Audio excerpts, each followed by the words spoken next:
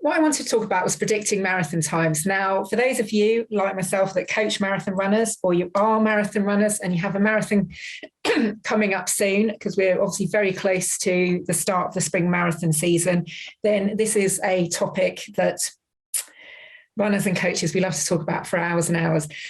So I want to talk a little bit about the how. This is not a good start, is it? The how, the what, the why, and the when. Just want to get it right out there at the start. If anyone's interested in Yassos, I'm not going to mention them at all. So if all you logged in for was a discussion of Yassos, feel free to leave. I'm not offended. Go and do something else. Spend your hour more wisely running or something else. And then the next thing I want to say is this is about predicting the future. And if I could do that really, really accurately all of the time, I wouldn't be presenting webinars on England athletics. I'd be a lot richer and doing something else instead. It is an art. There may be a little bit of science involved, a little bit of methodology, but essentially predicting the future is an art. So I don't claim to be right all of the time. Too bad, but don't claim to be right all of the time. The other thing is that really there are lots and lots of different ways you can predict your marathon time. Some are probably more valid than others. And I think the best way is probably a combination of perhaps lots of different ways. This is how I do it. It's my very personal approach as a coach of a lot of marathon runners over quite a period of time. So I am very happy to be challenged on it. And as I say, I don't get it right all of the time. I do get it right quite a bit of the time. But, you know, marathons in particular are very unpredictable things, not just in terms of how we predict them, but because of the length of the race, because of all of the kind of special features of the marathon around things like the impact of pacing and nutrition, and then obviously all of the unpredictabilities of any race around weather, be it hot, cold, or something unexpected. And even the nature of the course that somebody's running, whether it's particularly twisty and turny or up and down, obviously can all affect how potential translates into performance. So that's all of my caveats out of the way. So I'm going to start with the when. When should you predict your marathon time? Well, I think, to be honest, before you start marathon training, while you go through marathon training, and then at the end of marathon training. But because we are where we are, where we only have a couple of weeks potentially before the spring marathons start, I'm only going to talk about how to predict it at the end of marathon training, or how I predict it when we've got to the end of the marathon block. And I think the why is, I'm going to start with that as well, because it's a nice discussion to have. What time do you think I'll run? But really, I think like all things with coaching, you need to step back and say, well, why does it matter? Why do I need to know what my predicted marathon time is? I think for me, and those of you that know me well will know, I always talk about pacing and nutrition as the key, the fundamental key to successful marathon running. Essentially, you have to pace it well. We know that the best marathons are run on an even pace or a negative split. And if you're going to run an even pace or a negative split, you need to know what your predicted time is. So you need to know how that translates into an actual pace. So that's essentially why. And I think just to back up what I was saying about the best marathon runners, there's a couple of things I always like to sort of bring up as examples. This is a study that's done by Andy Renfrey. He's a great guy, does a lot of stuff on Twitter, well worth following him and looking at some of the things he's done. But one of the things I particularly like this study because it shows the importance of pacing in marathon performance. So this was a study of the Women's World Championship marathon race. I'm never quite sure whenever I talk about this exactly which World Championship it was, but nonetheless, what's really important you can see is that actually the better runners ran a much more even pace strategy. But actually when you dig down into across the whole depth of the field, bearing in mind these are all quality athletes because they're at the World Championship representing their country, actually those athletes that ran better, they ran better relative to their PBs as well. They selected better initial starting speeds and consequently they finished much better. And then I think always look at Kipchoge breaking too. It's go away, if you haven't seen it, go away and look at the documentary. It really sums up exactly what, that all of the sports science that went into the Breaking 2 project, they still came up with the best pacing strategy was an even pace strategy. Now, he had the advantage. He had an electric car that kind of shone a laser and he followed it all the way around. But nonetheless, as I say, of all of the research that they did into how to achieve this best ever marathon performance, they came up with an even pace strategy. And again, you can only do that if you know what your pace is. And I also like to say, I think sometimes people think, well, this only applies to people that are fast runners. And actually, this is just a little bit of data, again, that I really like to share. This was a runner that I coached some time ago, prior to lockdown, actually. And she's a 5.5 hour marathon runner. And these are 2 runs that are 3 weeks apart. And I always say, drummed into this runner the importance of pacing. And when you go into the stats, you can see 3 weeks apart, we achieved over 12 minutes faster for the same 18-mile run on the same course. Now, you can't achieve a 12-minute improvement in fitness in 3 weeks. I wish you could, but you can't. But actually, what made the fundamental difference was pacing. So whatever pace you are, whether you're Kipchoge running the crazy pace that he ran, or whether you're at the other extreme and you're a 5.5 hour marathon runner, actually pacing really matters. So that's the why. So then we're going to go on to the what and how. And I think for me as a coach, I always say the best predictor of marathon performance is your marathon training.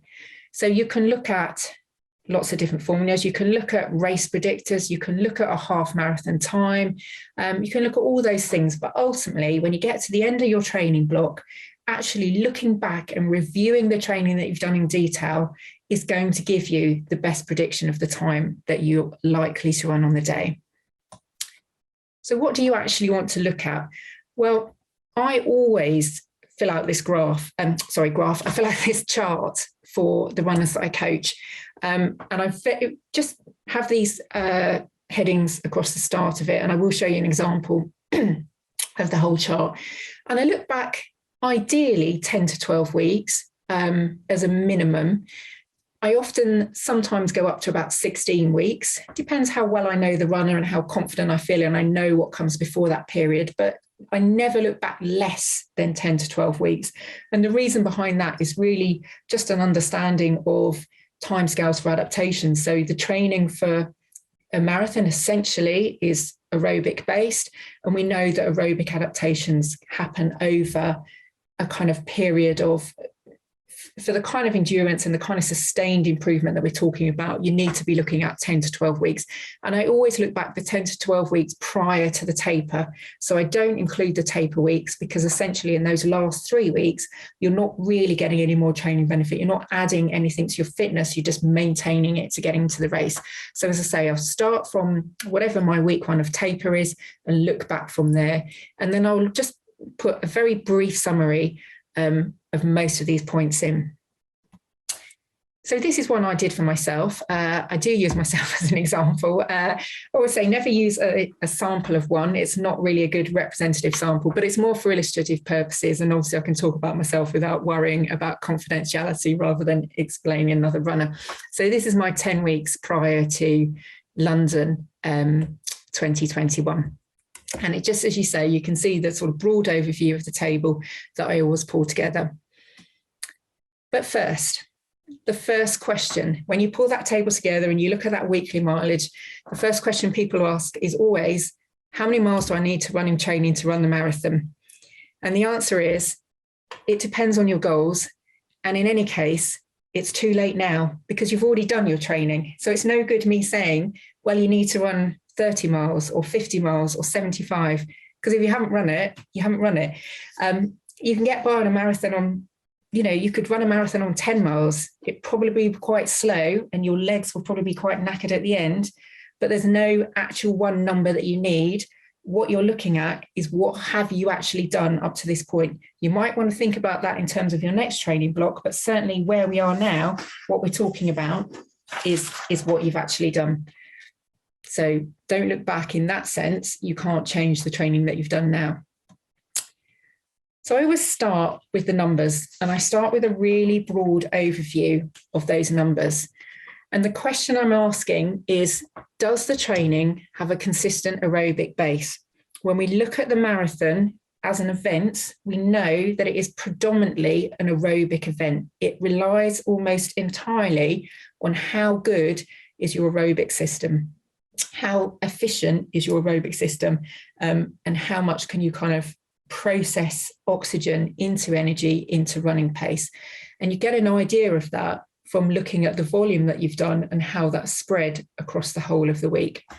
And the whole of the training block, sorry. So this is what I'm saying. I look at, to get an idea of consistency, it's no good having a couple of really high weeks of mileage. Actually, what we want to see is a consistent block across the whole of that 10 to 12 weeks that we're looking back. And so I do a very simple sum. Again, those of you that might know me know that I have a bit of a maths background, so I do get a bit carried away with the whole numbers thing. But essentially what we're looking at is, what's the average weekly mileage? How many runs have I done across the week? And how does this compare across the whole training block? So let's go back to this to put it into context as a practical example. So this is picked out, as I say, from that training block prior to the marathon. So actually, as I said, it starts prior to the taper for the marathon. And you can see the average mileage per week was 45, just under 46 miles per week.